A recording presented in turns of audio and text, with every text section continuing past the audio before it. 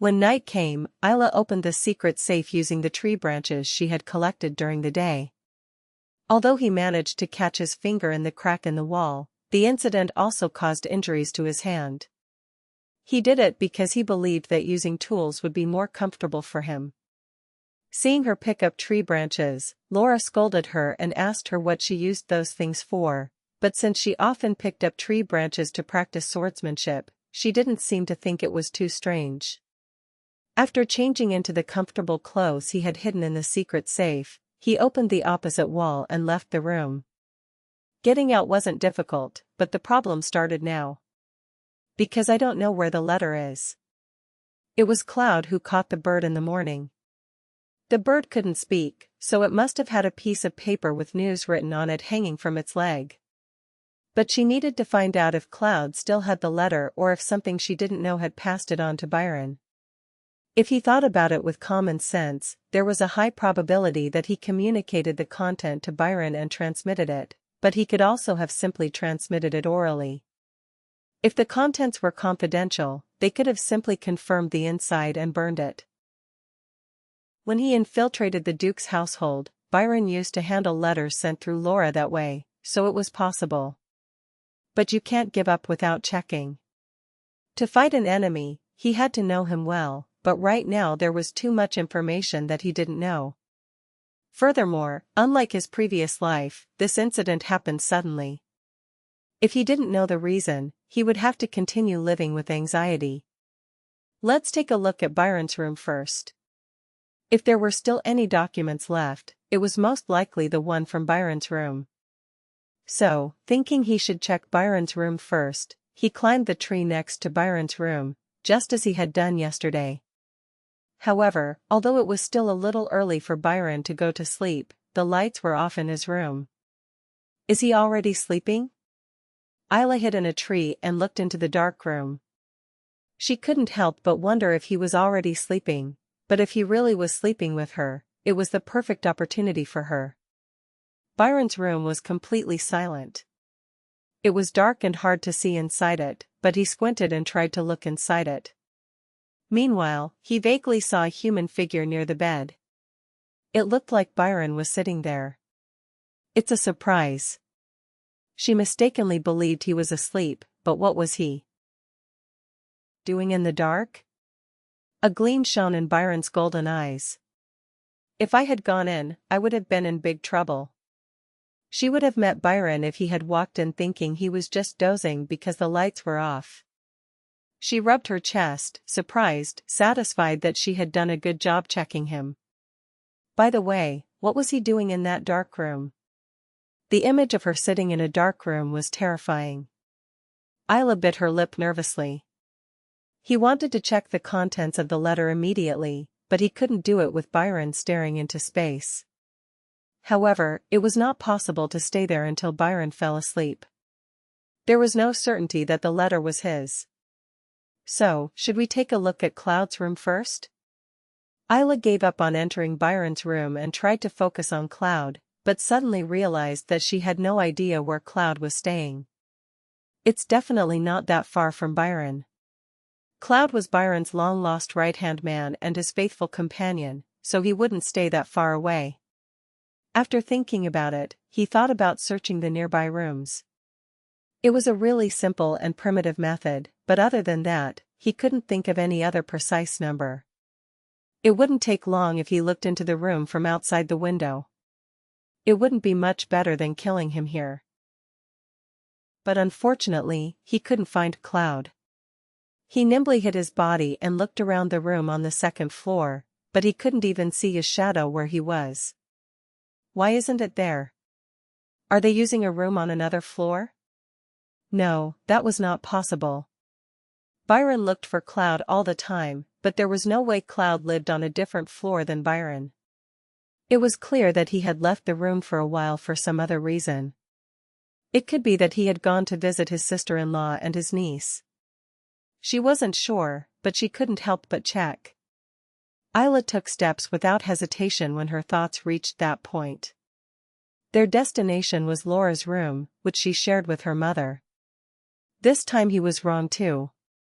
Ayla sighed. He quickly found the room Laura and Capella shared, but unfortunately, Cloud wasn't there. Where was Cloud and what was he doing at this late hour that she couldn't find him? He was about to return to the attic, wondering if tonight would be a waste of time. Cloud had come to find Laura and Capella after a long search. It seemed to be an emergency. "Sister-in-law, what is Laura doing?" As she hid in the darkness and tried to observe them, Capella, who seemed to have just woken up, greeted her. Brother-in-law, who suddenly came to visit her in the night, looking disheveled. "Sleep," Capella said in a somewhat annoyed voice. It was late at night, as Ayla had wasted time looking for Cloud's room, so normally it would have been time to sleep. "This is difficult. My lord is looking for me urgently," said Cloud with an embarrassed face. Capella's eyes widened at his unexpected message. "And what about Laura?" Ayla felt the same as Capella. Why would Byron be looking for Laura in the middle of the night? But Cloud shook his head. "No. That girl. Shit." Hearing Cloud's next words, Ayla felt a shiver run down her spine.